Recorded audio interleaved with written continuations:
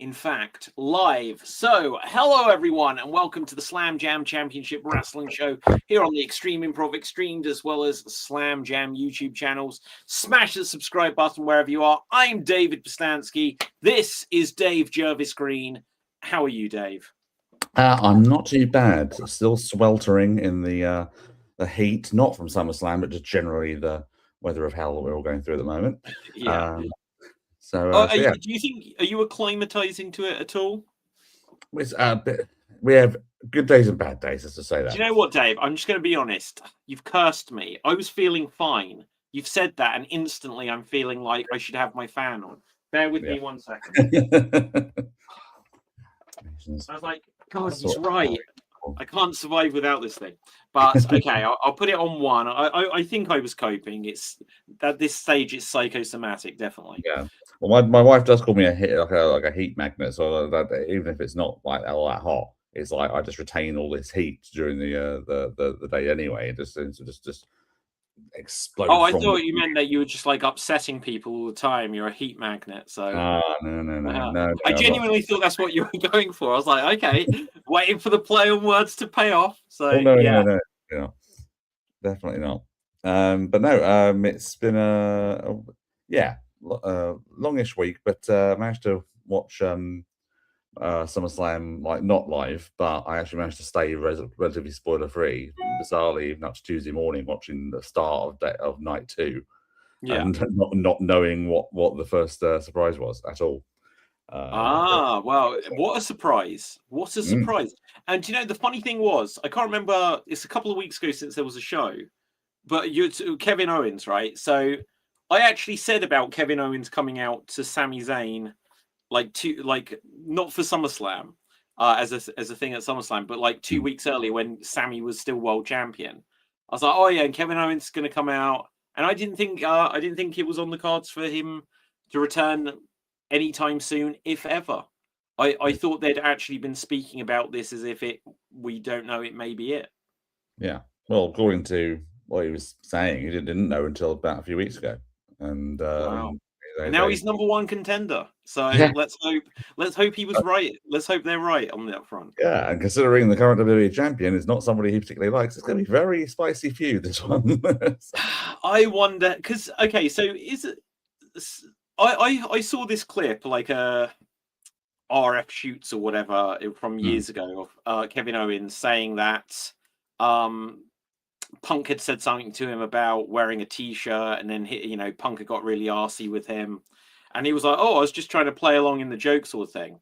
So I wonder if they still have heat, because surely they've got past this. There's a whole stuff about Owens is in tight with the Bullet Club, Bucks, and all this other kind of stuff as well. Yeah, he is from their PWG years. So it's gonna be interesting. I'm just they're grown ups, they'll handle it, and they're professionals, so I'm sure they'll be fine and just do whatever needs to be done. I mean, Punk will work with Rollins, and I'm sure it'll be fine with Owens. I think their promo battles could be like absolutely fire. Yeah, 100%. That's what I'm mostly looking forward to. But that's all I can really look forward to when it comes to CM Punk at the moment, is the promos. Well, do you know? Okay, has CM Punk officially done a Jericho? Because when you think about it, Chris Jericho joined AEW, world champion, and it's like, man, they've got like the best wrestler WWE never fully appreciated. Now he's there. And now Jericho's reached the point where he's like some strange nostalgia act where him doing like a crossbody block to the outside is now seeming like, oh, that's a crazy move for someone like him to do. Yeah. Is Punk and his moonsault now just that level? Oh, I went so hard at that. I mean, I was wincing bad enough during the whole match because that had to be one of the most boring matches I've ever seen in my life. Cody, what went wrong? They decided to have no sort of feud going into it apart from, oh, you accidentally whacked me with the title strap.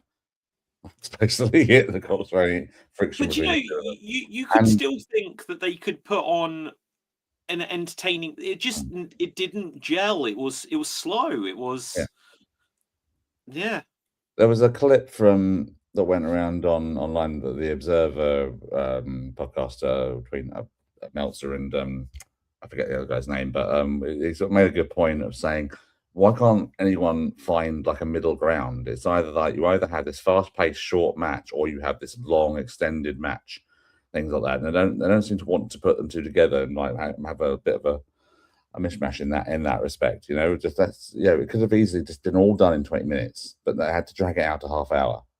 And I think that's one of the reasons as well, is that they try and pace these things to get just to be on for a long while to justify why you've got 2 nights of SummerSlam. You know, you could have easily just rounded it down to have a 10-match card and done it all in 4 hours.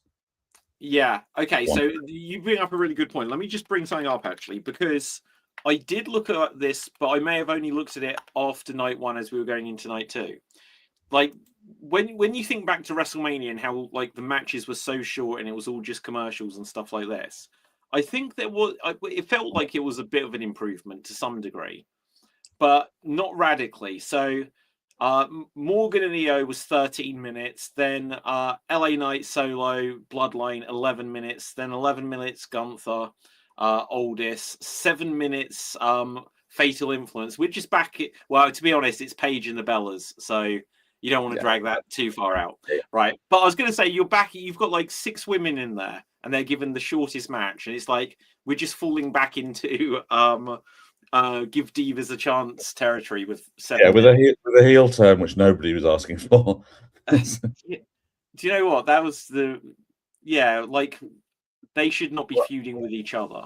Although we're friends, we want to fight, you know. Yeah, I will say that. Yes, this is the thing that's going to be a bit confusing about it. First of all, I will give respect to Brie Bella for carrying on that and like going through half of that match with a broken shoulder or whatever it was that she's like ended up receiving. Oh, I didn't know that was a result. That might have been a reason why it was short as well. It might have gone. Yeah, I didn't know that was an outcome. You don't see her clutching her shoulder throughout most of the match. When Jacy Jane did that rolling sort of tumble against her in the steps, she like smacked right into her shoulder, and like she's got it's broken in some like weird place or something. But anyway, it's like, what did Nikki say after Nikki Bella went to the camera after they'd done the turn on Page, which to be fair, she only her did, but you can see it was like both of them sort of going together. 2 things out of this. First of all, Nikki kept saying to the camera, don't think you go around here taking my spot. At Mania, you said you called a friend to play your spot. So that makes no sense. No, and also, the funniest call of the night from Michael Cole, who I thought had an absolute shocker on commentary in this overall. I thought it was terrible. Do you know what? Yeah, go on, tell me, because it was very late, so I didn't have tons of the commentary on. It's the funniest thing. After the Bellas had turned on Page, he goes, these 3 women were like sisters. 2 of them are twins, Michael. Yeah. That's ridiculous. Oh, well. Okay. Well, look, let's break it down a bit more than this. But then I was just going to say Punk and Cody, 30 minutes. And then Ober and Brock, 11 minutes. So 3 of the matches were within 11 minutes. 1 was 7 minutes. 1 was 30 and 1 was 13. Yeah, and the Ober and Brock match was longer than my goodness. Actually, sorry, Dave. Just having a look at night 2. 8 minutes 30, 9 minutes, 13 minutes, 6 minutes 50. Thank God, though, that was the Danhausen match. Didn't need any more. 11 minutes for Chad. You think, so the AAA match, that went forever. That went forever, that match. El Grande versus El Grande. And I think they've almost dropped the ball already on Chad. But we'll get to that. I think that what they've done, they've carved him out into this tiny little everyone from Mexico is forgiving you state, because they continued it on Raw still, right? But anyway, and then Roman was 33 minutes. But okay, so yeah, let's go over night 1. Morgan and EO, any particular comments on that? I was pleased that Liv Morgan kept it at this stage, just because if she loses it, I don't know really where you go with her, but she hasn't had many feuds or whatever since she won it. Well, she hasn't had any title defenses either. No, exactly. Yeah, that's ridiculous. 100 days on the thing. I was shocked at that stat. Not even on house shows. It's like, really? Can't just do a random house show because this is the old school fan in me. And David, you'll go with it on this. How Gorilla Monsoon on commentary always hammered home that the champions had to defend their titles every 30 days. 30 days, yes, I agree. On since Roman's reign Roman's reign. Well, I think Brock started that problem. On Brock as well, yeah. Brock started that.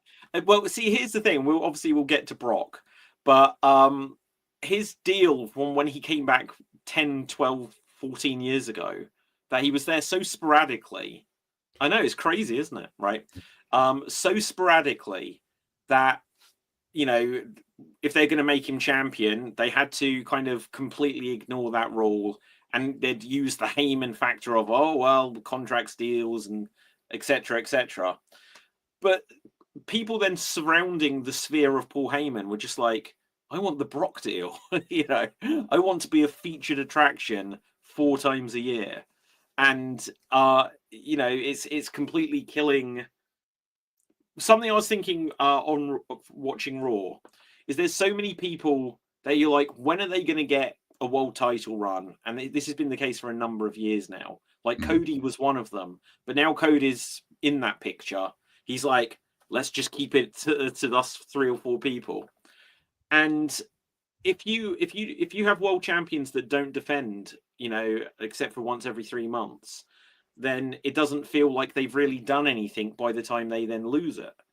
So it means that there is not a place for anyone, just because it feels like their appearances on television are just in chat show segments.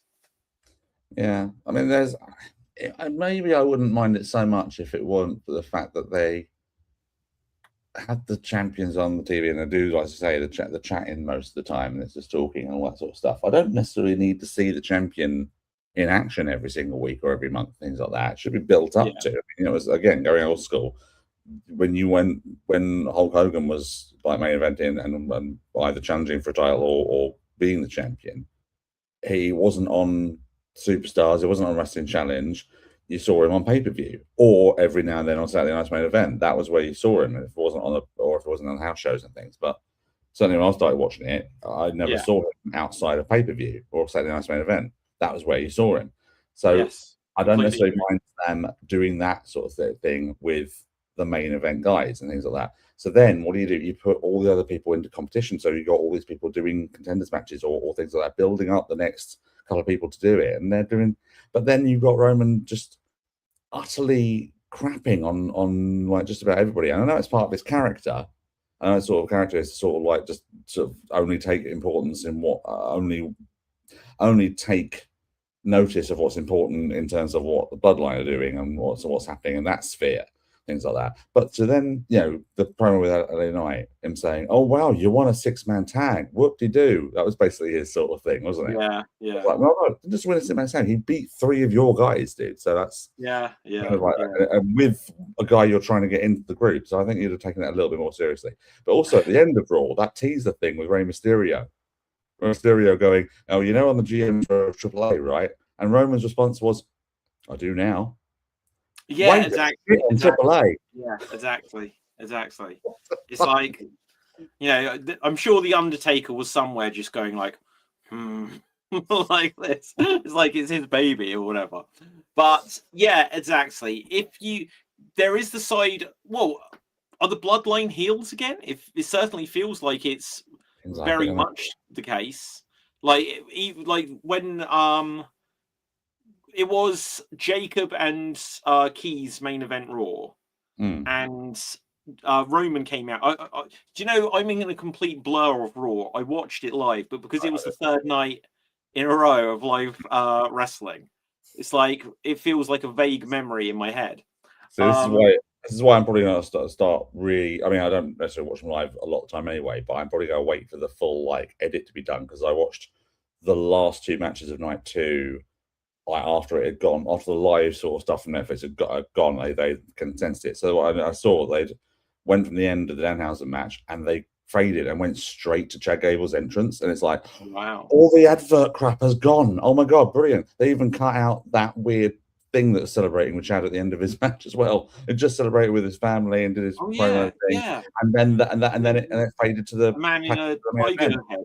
or something. Yeah, Netflix are cutting all that crap out of the replays. That's good. Which makes it so much more palatable, you know. Yeah, absolutely. But yeah, so like about the advertising. Jacob obviously brutalizes a lot of people, but he brutalized Keys, and then Roman comes out, and it's just like throwing the ones up, and they were booing. Yeah, and it's like, okay, so we're literally just going back to 2022 Bloodline, but this time, yeah, go ahead. It's what LA Knight's been saying. Yeah, or proving him right. He's been the one that's been saying this is what's going to happen. They're going back to take over again. So it's kind of molding back to that. The Jacob Fatu stuff, I'm actually quite enjoying in terms of his sort of character, how he's gone from the sort of thing of I want to be on top, I want to be the head of the table, all that sort of stuff, but then losing the tribal combat match. Yeah. And it's almost like he's just been completely reprogrammed. He's been almost brainwashed himself to the point where he only does what Roman does. And that's, I think, when the heel turn started for Roman, because he realized he's got an absolute ultimate weapon here. And that can, because they got that angle where Fatu beat the guy from John Cena's movie up and things like that. And then Roman told him that, like, stopped him and then went, go on, do it. Then what was that? This is a while ago. This wasn't on the recent. This is a while ago. This was like night after or week after the tribal combat match. A while ago when Jacob made that sort of turn. And it's just this thing. He's got this weapon that only does what he says. What does it kind of say about Jacob though? Because before he was just I love you Solo, and it's just like he for someone that wants to be like the top dog, he does fall into line quite.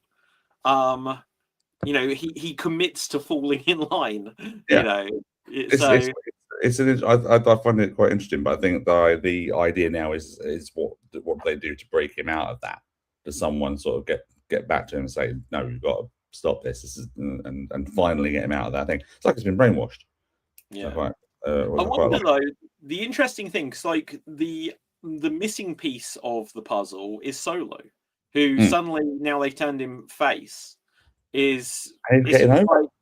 Well, yeah, but he always clearly, you know, months ago we were saying, oh, this when you see this guy just interacting with people, he's got tons of personality, and now he's showing it, and it's getting over the. What usually happens to wrestlers that start showing personality and start organically getting over with the fans, don't we? It always works out, doesn't it, Zack Ryder? Doesn't it? Well, but is it different now? Not under Vince's reign. Like, okay, is there examples of someone being crushed under Triple H's reign? Because I can't think who. Carrie, yes, actually, I knew there was a good example of it. But is there another one? Okay, so I guess. Well, look, R-Truth. They brought him back. They completely changed his. Yeah, exactly. There are some, obviously. Yeah. But yeah, we had Solo, Knight, and Keys against the Bloodline, and it was. I didn't say about Liv and it was a perfectly good match. Perfect. These matches I think were a perfect length actually for what they were doing, and they were good performances and things like that. And the 6-man was fine as well. I actually quite liked Jay's sell of the BFT or whatever it's called at the end, which basically landed on top of his head. That was a good little bit there. His spear is fucking terrible. He needs to be taking notes off of Seth Rollins for good spears. This is where like he shouldn't be doing a spear. So few people should do a spear. Like Bron Breakker, we've said this before. You could kind of obviously you can't take it from Roman, but you could kind of say, okay, these 3 people make sense to do a spear, and no one else should do. You know, that's now someone's move. We're gonna leave it with them, kind of thing. Yeah, okay, next up though, we had Gunther on his reign of retiring people, but not Brock Lesnar. So that has to be something. Money on the table. Money on the table, and they fucking squandered it. Anyway. Yeah, it's true. We'll never get that match now. Yeah. But I'll tell you what, I popped hard for Nick Aldis coming out to Oasis. That was fucking great. Yeah, I wonder how that came about. because obviously he needed a theme, and they were just like, "Well, what do you want?" Sort of. I think that's what it's in the interview. What would you ultimately want? I think he said, "I'd love More in Glory by Oasis," but and obviously they just pulled it off. went into it, and he came to him and said, "It's on." And so they had That's that. So, great. was the National Treasure? Is that his nickname in the NWA or something? It was, yeah, definitely, yeah. All right, fair enough. But it was. I was never a massive Magnus fan back in the day and things like that, but I always thought he was a perfectly competent wrestler and things like that. And it looked like he didn't miss a beat in this one against Gunter. It looked great. I thought he looked really good, and it didn't. Well, yeah, exactly. It didn't feel like Gunther was carrying him through it. Definitely not. Felt like it was he was obviously Gunther will kind of carry any match he's in a sense, just because he's the ring general. But it felt like Aldis was doing, as best I remember, the stuff that I think he does. He was very much a 1980s throwback kind of wrestler of, his big move being an elbow drop and then just suplexes and headlocks and stuff like this anyway. Kingsland Cloverleaf. Oh yeah, exactly. Okay, the one thing I remember that I would have wanted in that is when Aldis got him in the sleeper himself, they should have left that for 1.5 minutes. They should have really just made us believe that Gunther was going to be put to his own move, kind of thing. I did say to my mate Neil that I was watching it with, I said this could actually be a finish because Gunther does like to do the cowardly tap out as a finish. True. As a quick tap out, sort of like the thing has done that, or a panicky tap out, maybe, or cowardly, maybe. But he does get into situations where he panics, like he did with Jey Uso and the like, and things like that. Also, as well, though, just on a little side tangent, again, another example of Michael Cole's terrible commentary. He called Nick Aldis hitting a body slam on Gunther a Michinoku driver. Oh, okay, that's ridiculous. Yeah, he went Michinoku driver, or at least a version of it. He didn't get all of it. It's like, it's a body slam, Michael. It's the most basic move in all of wrestling. I mean, I suppose the setup, but if you don't drop on your butt, it's not happening. It was just a body slam. I don't know. I don't know what he was thinking. He was so overexcited for everything Aldis was doing. He just called that a Michinoku driver. Very bizarre. But yeah, no, I quite agree with actually that they could have done the submission things like that, and even the finish I think could have actually been a little bit longer as well. I did go, oh, when he tapped, as in like that's a shame. But it was a good effort, and I did like that it sort of didn't go any further from that point. It was no like post match attack or anything like that. It was more like Gunter's like, right, I've done my job, put him in his place, and he's sort of left sort of his own devices and things like that with Mickey and their kid and all that sort of stuff at the end, which is nice to see. Surprising lack of a pop for Mickey James, I thought, when they showed her on camera on screen. Yeah. That was quite worrying. I was like, oh, do people realise that's Mickey James? Or I wonder if the general reaction was, she looks familiar. Yeah. No, it was good with Gunther because when he got out of the ring, he was like, "Oh, that was harder than I expected." He literally said something like that, and then obviously that leads into the surprise the next night, where they've then had Gunther come out and he kind of shakes his hand. So I guess it's kind of bygones be bygones there, kind of thing. Although arguably, if I was Gunther, knowing I was added to that match, and then a second later he's like, "Oh yeah, there's another surprise," and then that guy wins, I'd be like, "You screwed me again." Yeah, it's great. I thought it's perfect. He screwed like Sammy, and he screwed Gunther a little bit. So like, yeah, okay, I'll get one more little thing over on you just now. So that's it. Do you think Aldis will have any more matches? I think he will, but yeah, I think he will. I think they need to be careful that they don't make him some weird. I don't think he's enough of a special attraction where it's like you bring him out. Well, it's like, oh, we need someone else for our Survivor Series team. I don't think he's that meaningful, right? Because that's what they'll probably do with him, though, is that sort of thing. Exactly. Person, there's nobody else on this roster. I'll have to be me. So, I think there's definitely a story they could, if they want to just get him back into a match, they could probably find a way of doing it with Randy Orton, because this is what kind of was the case where you thought that was going to happen before. Yeah, okay. Maybe. Yeah, exactly. Next up, or even just a surprise Rumble entry. Yeah, true. Anyway. Although if yeah, he could be a surprise Rumble entry, but they shouldn't do stuff with Orton because obviously Orton we'll get to again returned, and Orton they need to put the world title on him to make this a thing, so that if they're ever going to go for the story that's waiting for them on a platter of will he be beating Cena's 17-time world champion, he needs to win it, lose it a couple of times to be in that picture, basically. Yeah. Next up, Fatal Influence and the Bellas.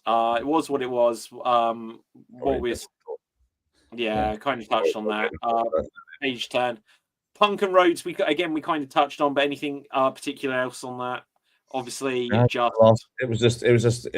all happened. 25 minutes went by, then the last 5 minutes were actually reasonably interesting.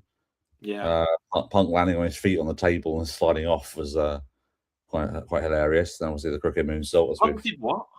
What was this? The flying elbow? Yeah, the elbow. He sort of landed on his feet it sort of slid on his feet, and his feet connected first. I don't honestly remember, but it was hilarious.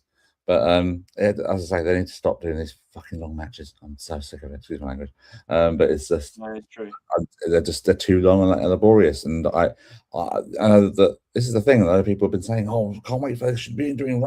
They kept saying AEW should have done a Rhodes versus Punk. They should have done it. They should have done it. I think on the basis of this, they were probably wise not to. Yeah. I don't know why everyone was so looking forward to these two going at it. I know they're two names, but they're not amazing wrestlers in terms of they're great, and obviously in terms of the psychology and things like that. Yeah, I get what you're saying. It's nothing exciting. Do you know, like, there's so many times though where you this isn't a dream match, but there's been times where there's been like, oh, imagine this, and when you actually put them together, some people just don't click the way you think they would. Like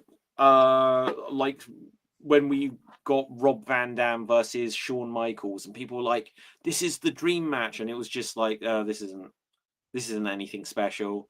When you got Jericho and Triple H, that wasn't anything special. Well, on paper it should have been, and this just happens sometimes, I guess. But okay, so Orton returned.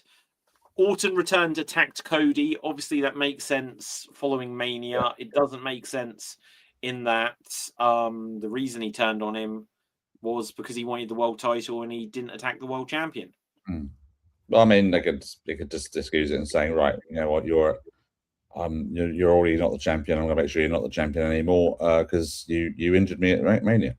I've been out since Mania. It's because of you. So perfectly, I think, feasible to do that. And obviously put some hat in the ring to go against Punk, which they haven't done yet since they've been back. So that's a reasonably fresh match, and they always had good matches, actually, Punk and Orton, to be fair. That would be better. But as I say, they've obviously neither of them the number one contender because Kevin Owens is. So it's going to be there's more interest there, and I think this is probably an excuse to sort of have Orton beat Cody because obviously the title's not going to be involved anymore. So when is Orton? Not Orton. When is Owens getting his match? I don't know. Okay. So Kevin Owens' return shakes up SmackDown. That's not the image I'm seeing. Oh, okay. I've got it on the wrong browser. Let's just. It'll be on tonight.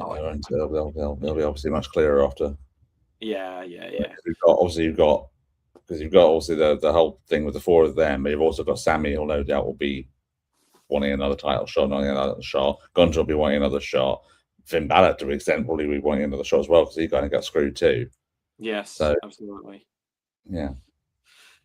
So many. Do you know? I think they have a roster at the moment where they need to go kind of a little bit attitude era, where it's just like, oh my god, this year was crazy. Where it's like you've got so many top guys, because otherwise some people just never get it. This is why you've ended up in the position where I think Finn Balor was world champion 10 years ago for a day, and they've never found a chance just to give him, with 2 world titles, another one. Obviously, Gunther should be world champion again at some point, capitalizing on him retiring everyone, and and then they're not building from this. Again, we'll get to Chad Gable. That's all I'm gonna say. Yeah, exactly. Like, there's so many people. Jacob, Chad Gable, Dominic Mysterio, you could even say at a certain point. But instead, it's always just Cody, Roman, and I guess now Punk. But okay, then we had Oba, who is another one. But they could hold off on him being world champion until Mania. But if they don't give him world title by Mania, I don't know who his opponent would be. And then if he doesn't win it by this time next year, it will just they won't capture the moment with him, basically. It'll probably be he's either winning the Rumble or he's going to obviously cash in this title shot that he postponed for SummerSlam. Yes. So he's obviously won the King of the Ring, didn't he? So, did you see his promo on Raw? Did he even mention that he's got a world title shot? I haven't watched it. I didn't watch all of it. I don't think he did. I watched the highlights, but I don't remember him saying it. Well, he kind of established that he had something more valuable than a title shot. Because Brock passed the torch. He was like, I have the torch, and I will carry this torch. And I'm like, this is going to turn into a new Ulafala in that who has the torch kind of thing. But okay, so Brock had his final match for the second time against Obafemi. And it was all right. Yeah. It did the job. They bumped into the cage a few times, but mostly it didn't need to be a sell at all. And there was this one little bit that I thought I don't say earlier that obviously this match was obviously twice the length of both their previous matches. Or if you put both the previous matches combined, I think this one was still longer than both of them. But I'm just guessing. But the thing that was quite, I thought was really not funny but interesting was, and I think it just goes to obviously Oba's lack of experience in sort of learning to sort of sell the moves a little bit. Was that obviously when Brock did the F5, did he actually do an F5 in this match? I can't remember if he actually did it. I think he did. He did, and he kicked out. But he only did one. If he did, he only did once. Which is weird. Obviously, previous matches they've been spamming finishers, but did Brock pulled up all of the padding? Yeah. Did he actually manage to hit the F5 and he kicked out? No, I think if I'm remembering rightly, maybe he hit the F5 before all that, kicked out, and then went to pull up the mat and the padding and all that sort of stuff. Because then he put him in the position for it, but then he did the cutthroat, which went into the position for the part of the tombstone. So he did the tombstone onto the boards, didn't he? There was just one unfortunate bit. Is that went through the cutthroat, but Oba already started moving into position for the tombstone. So he's like, so he ended up going. So he didn't put him in the position for it, and I'm fine with Oba kicking out of that, but then to sort of like just immediately pop up for the powerbomb finish, and then almost immediately picking up for that, because then he went for the F5 and counted that into the powerbomb, didn't he? And they missed the boards. So I don't know if they were actually intending it. Okay, so I'll take a slight risk by bringing this up here. So just look at Brock's face. He's like, oh God. Or is he going, oh God, or is he going, oh thank God for that? Because maybe, he could be. He could be. My point clearly that was the plan. Because my point would have been this one, that if this is going to be his last bump he ever takes, he probably either would have wanted to take them on the boards and do it there. But if they missed it, and my thing was in the group chat, I said, well, if he was that adamant about taking the move on the boards, why didn't he get the shoulder up and call an audible and say to Oba, do it again on the boards? Yeah, he should have done on there if it's the last bump he ever was going to take. But then I suppose the argument would have had was he just took Oba's finish and he shouldn't be kicking out of it as he didn't at Mania. True. It means that they're in a hell in a cell either way, but so it still means he got a clean win versus this more devastating version. But it could also be, can you call an audible like that with Oba on the finish, or would have you really just been like, oh, what's going on? Right, but it would have been a case of getting. I don't know, because it's not like Brock should have then just popped up. Very easy for me to be sitting there giving credit because I'm not the one in there taking the move. So it's fair play. Okay, night 2. Kevin Owens returned. Balor, Gunther, Sammy, as we mentioned, kind of covered that. 8 minutes 30, fatal 4-way. That's just disgusting. I hadn't even really paid attention to it being that short. It was all action. It didn't need to be any more than 10 minutes or so. It was all action. There was no like let up and anything like that. I had a nice moment with Sammy and Kevin sort of hugging and then just fighting as they usually did before. I'm sure they might go into it a bit more on SmackDown if they do get a chance to, because obviously the last match that Owens had was that brawl with Sammy in Montreal 18 months ago. However, for the love of God, just say that they are friends, whether they are heel or face and the same or different. Stop having one turn on the other. It's so overdone now. Just be like, well, we know what the cards are between us, and we'll always, be brothers or whatever. Just don't have it so that they're meant to be bitter enemies anymore. Yeah, that's fine. I didn't mind it so much. It was what it was, and it was all action. I didn't mind it, and a nice way to bring Owens back into the fold. Yeah. Next up, Trick, my friend, what did you do to me? Baron Corbin won the US title. So recently, you've had releases or leaving of the company, people like Sheamus, or people like who else has gone recently? Asuka. Kofi, Woods, Kofi, Woods. All these people have gone. And you think, okay, now we're going to bring some new talent up. Put some new faces in there. No, let's re-sign Baron Corbin and put a fucking title on him. I cannot fathom it. I don't understand why he came back. There was never a point. Like, people like, when he was playing as if he was down and out, right? That it had an amusement factor. Yeah, but there was never a point where I was sold on him as a pro wrestler. Yeah, it's that thing. It's like, the character's great. Yeah, then he starts wrestling. And it's just boring again. And the fans were clamoring for Trick and Carmelo to have a pay-per-view match. And this could have been it. They could have done this at SummerSlam. Yeah. Finally had those two, because there's a lot of history between those two.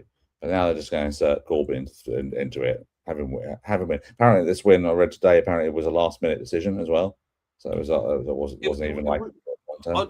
Yeah, because you think they gave Trick a custom title, and normally when they do that, you think it's going to be there a little while.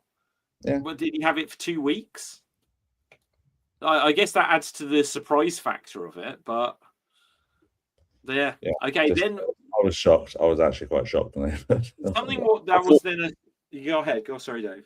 I thought they might do like a schmozzer or DQ, and sort of like to keep Corbin reasonably sort of protected a bit, like have him like get intentionally DQ'd or something like that, and then sort of continue the feud therein, but not have the title take off Trick. I don't understand the logic of taking the title from him. No, me neither. Next up, though, a pleasant surprise: 5-way ladder match for the interim, which is an important word here. WWE Women's Championship, and Chelsea actually won it. Yeah, that was a pleasant surprise. Very pleasant. That's one result that did get spoiled on me, but I was quite happy to see it nonetheless. And I did like the finish, or like, because she obviously had the bit where she went up and everyone thought, she's going to win it, and then she doesn't. She gets trapped to the ladder, and that. And then suddenly the other four are just gone again, and then she like springs back into it. I'm like, and everyone's like, yes. Yeah. I think it's quite interesting that they're doing interim now. They've never done this before, but this is a thing that AEW have sort of come out with a bit more, isn't it? It's probably more to do with UFC and TKO saying, we do interim champions there, so maybe we should do it here. Did WWE did another one interim recently? Did they? I don't think so. Okay, remember. So I remember how many times have AEW did it? Because obviously they did it during Punk with like Moxley and stuff. Punk and Moxley. They did it with Sammy Guevara and Cody do the TNT title. Oh yeah, they did it with Thunder Rosa when she was out. They had interim women's champion. Yeah, and then when she was out for a long time, that's when they said, right, it's vacant, and or at least whoever was champion, Tony Storm, I think, was official champion then.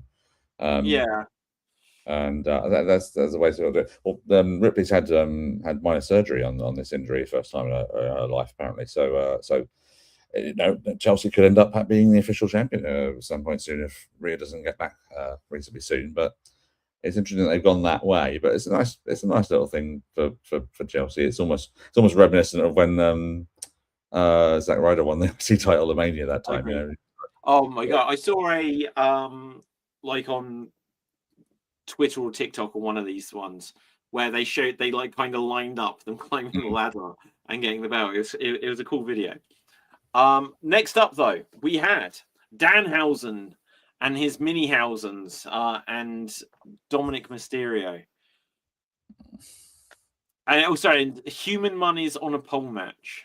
Yeah, I liked the setup for the match on Raw where he says Human Money's on a pole match, and Pierce goes, "What?" So like, and Brad Marston just says to him, "Haven't you never watched wrestling?"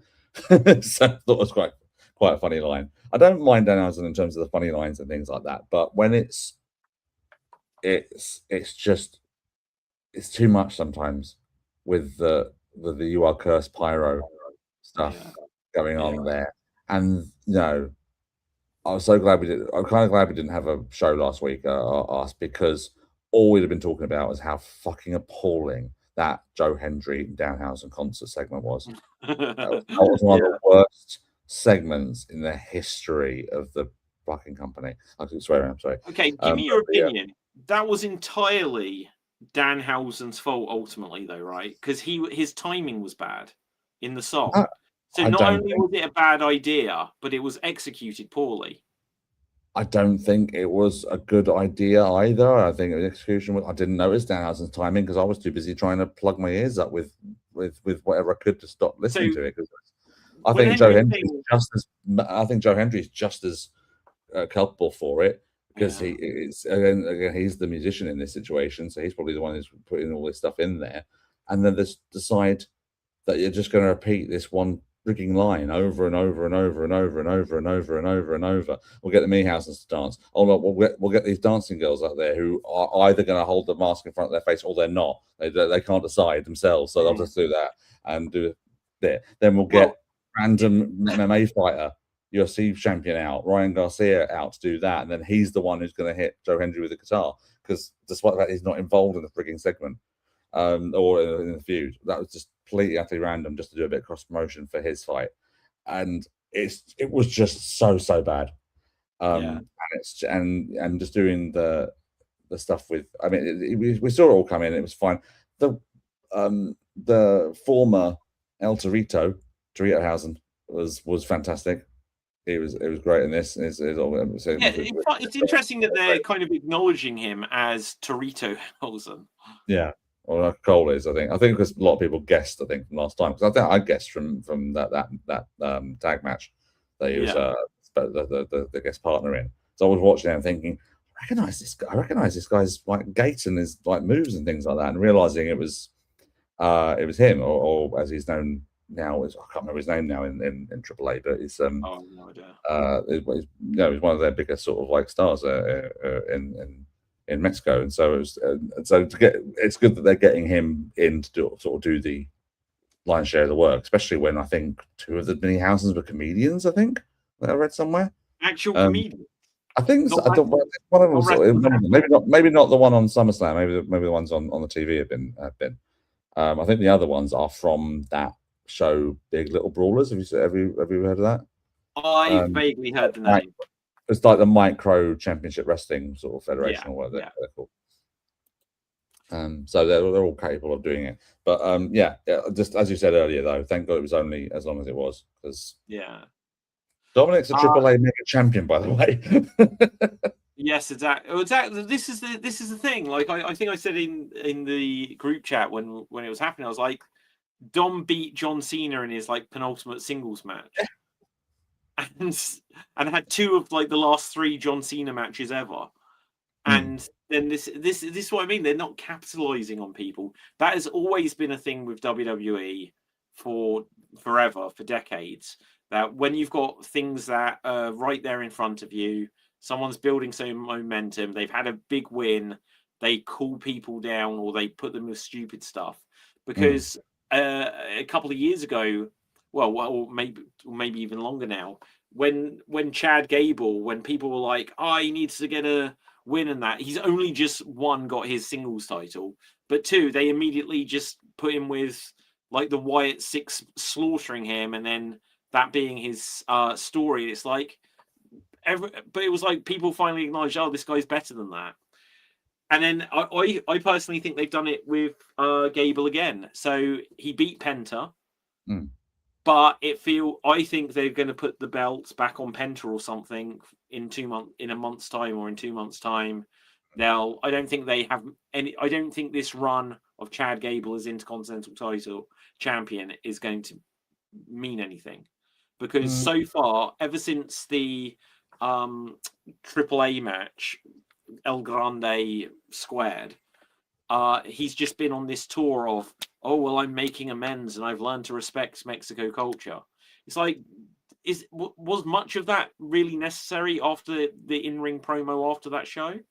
Couldn't it have just been like, okay, he's apologized, they clearly embraced him in the match anyway, and now it's just like, now he's getting back focused on his career, I'm about winning titles, and yeah, they'd want to see him go back to AAA, win the beat Dominic for it or whatever. Obviously, El Grande's got to win it first.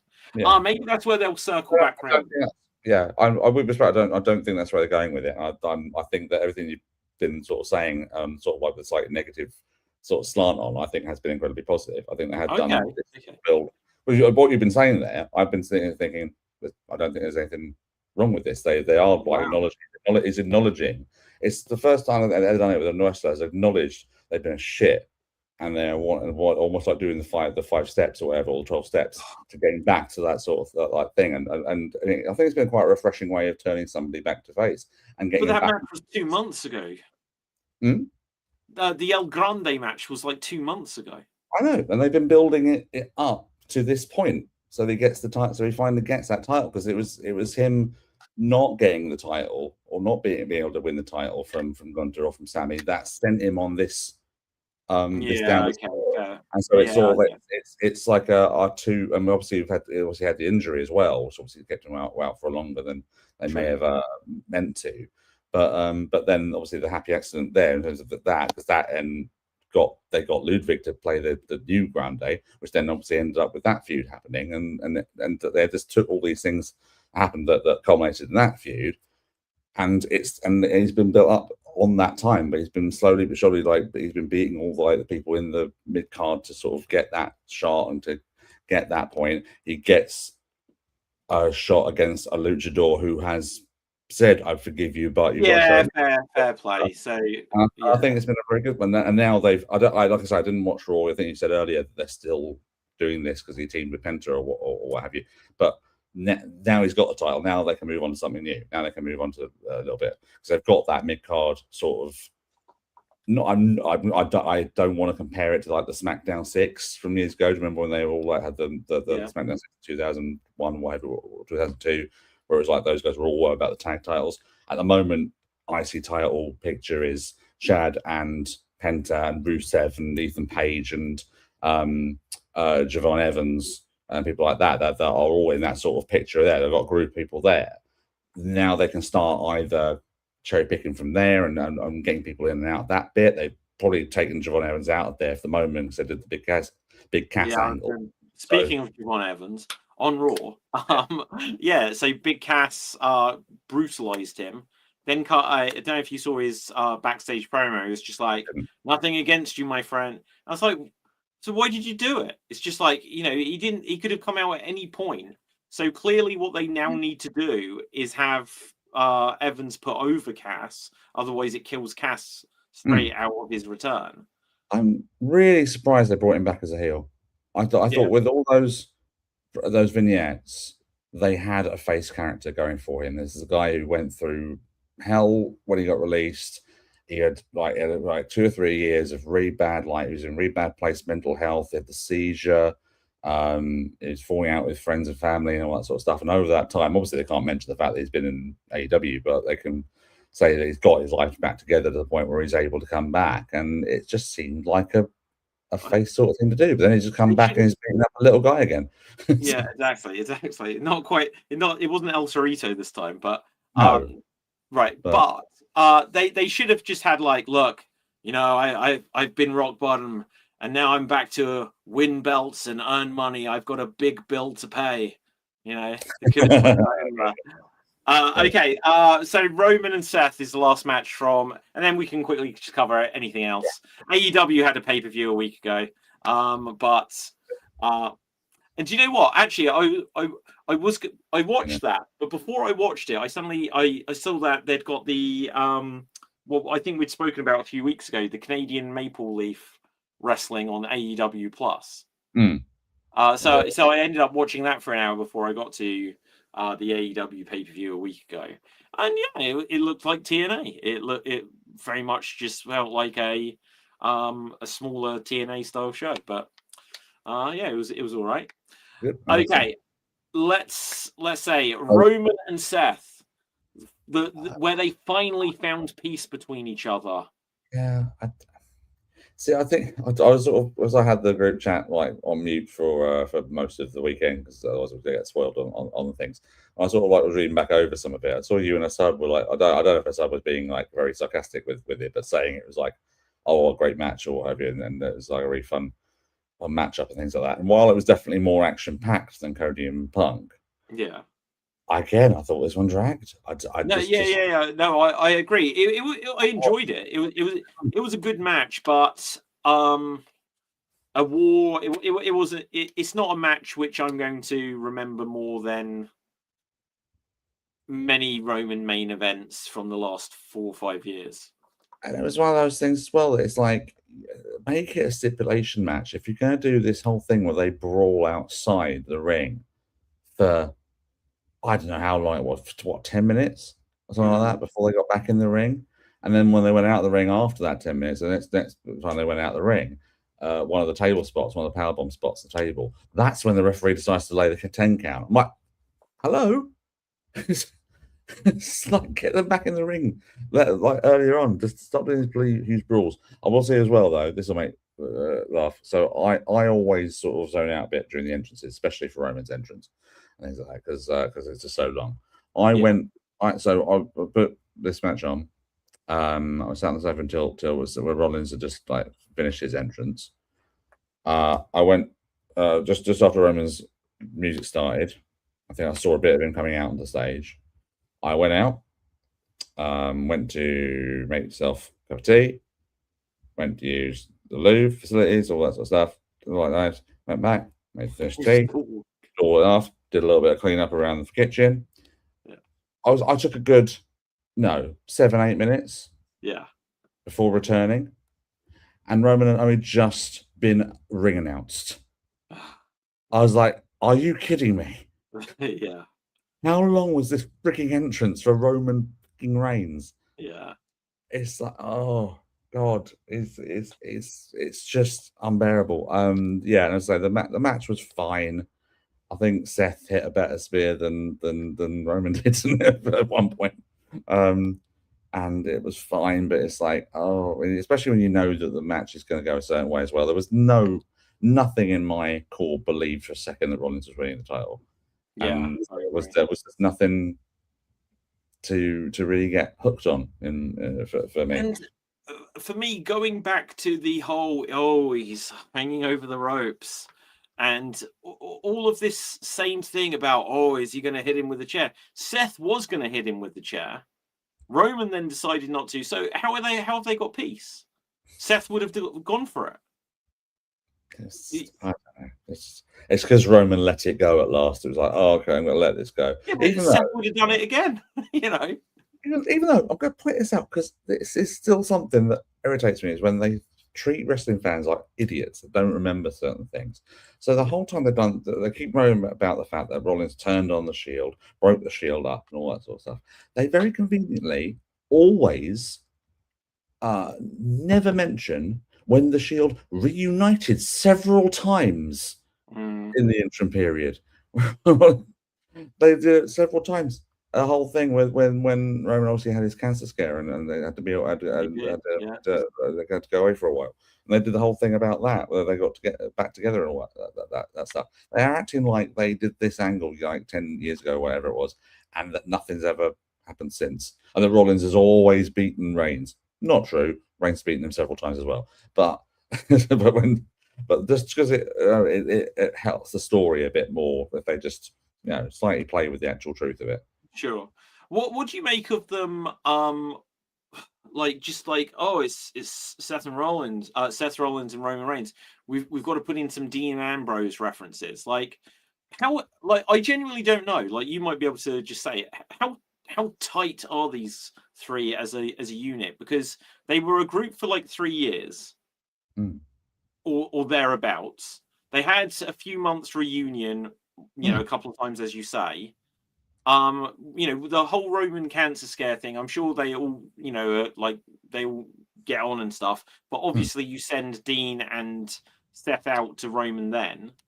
But whether or not it was, I don't think it's never struck me that those have the same relationship as, like, when you see, like the New Day, for example, where it feels like, oh, these guys really do have each other's backs and stuff like this. Yeah. And look, it may be like, well, there's the history there, so Ambrose will suddenly do Superman punch or something in AEW, but they're like name dropping Dean Ambrose, and they've got like the mask to, like, oh, because we're gonna do, like, this was a weird Shield reunion for no reason that's going to lead to nothing. They were acting, it was almost like he was dead. You know what I mean? I agree. I'm going to leave that mask down there because that's what I remember of him. It's like, I'm trying to entice him back. Yeah. It's like you're referencing somebody who works for the other company. It may not be his name, but people do know, especially people going to SummerSlam. They're going to know this stuff. Do you think there is a version of this where John Moxley ever returns to WWE? Because it hasn't.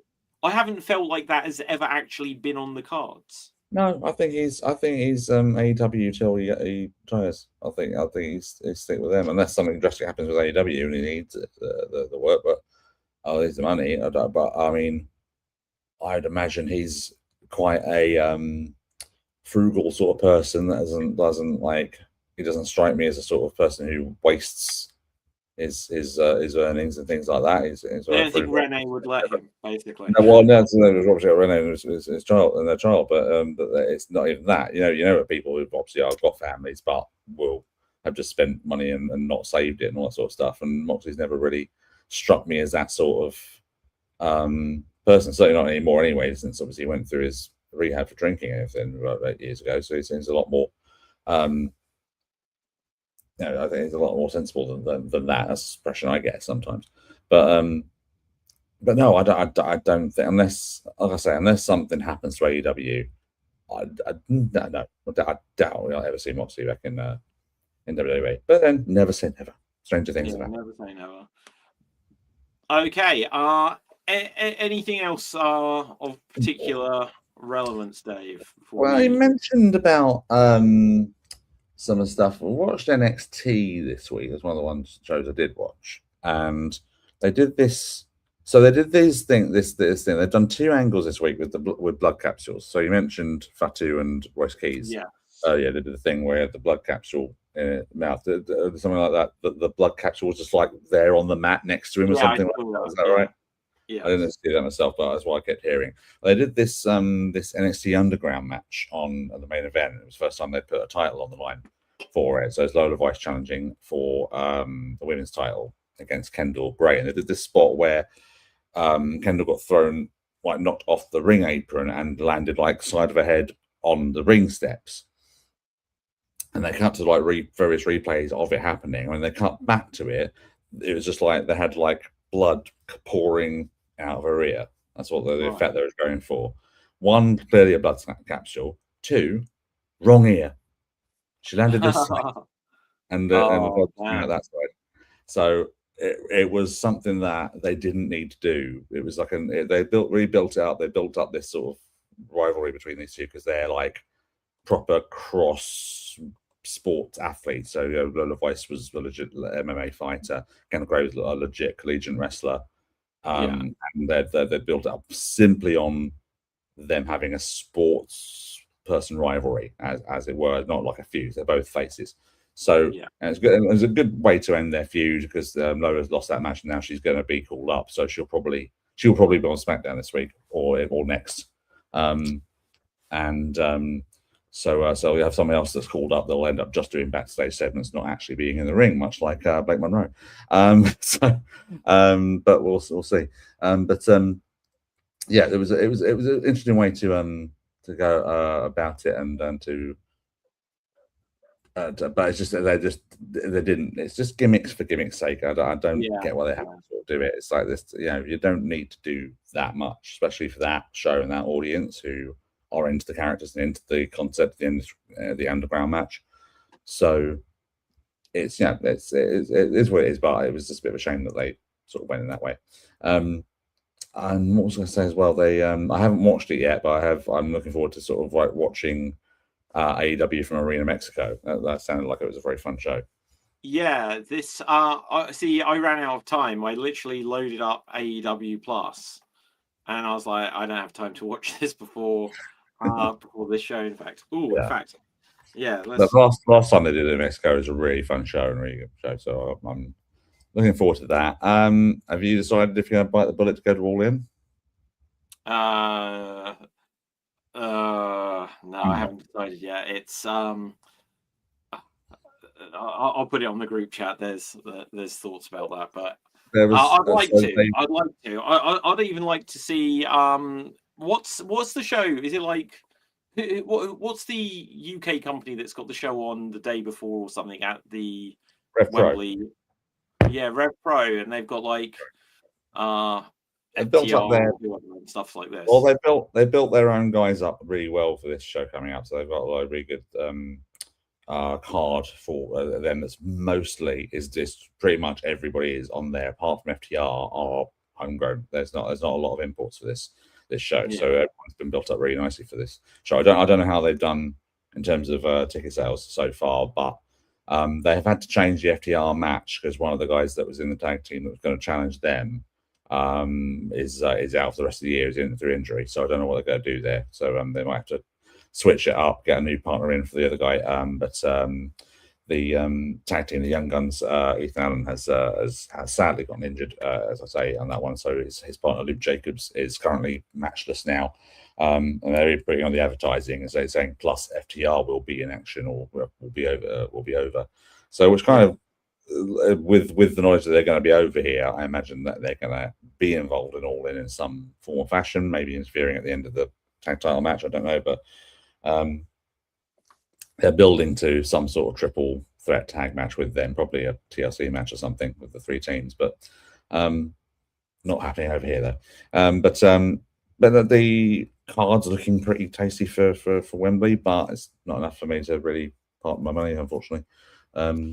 For it. There'll probably be some last minute like cheap tickets or something. 30,000, just over 30,000 they sold for it now, so it's not even their best thing. Although apparently I did read it earlier that Tony Khan is very excited about the fact that they have they're already broken.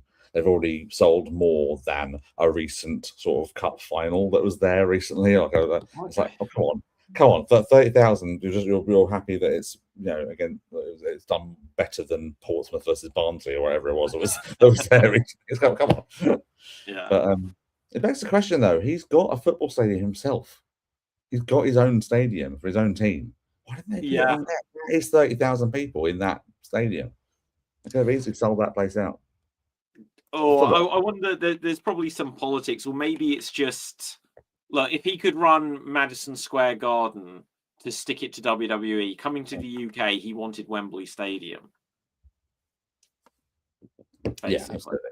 Well, that first time around was the right decision because it was a very big seller. But Dave, I was just having a quick look to see if there was any like late breaking news, and this is kind of the opposite to normal. I'm sure you probably already heard this, but I was just looking to see what news there was. I didn't realize a couple of days ago Dory Funk Jr. passed away. Yes, yeah, he did. I completely had missed that, so that was a bit of a sad thing to see that has happened. Yeah, I mean, I'm not going to sit and claim I know much about Dory Funk Jr. apart from the work he did with Terry, but yeah, exactly. It's it's a sad loss. I know he trained a lot of people that were very prevalent, so obviously his influence is going to be pretty huge. I do remember the story on one of the, I think it's the DVD. I've got a random DVD I bought right was on the cheap. The history of the World Heavyweight Championship, and I can't remember who it was, but can't remember the person who was being interviewed. I think it might have been Gene Kiniski was being interviewed about him losing the title to Dory Funk Jr.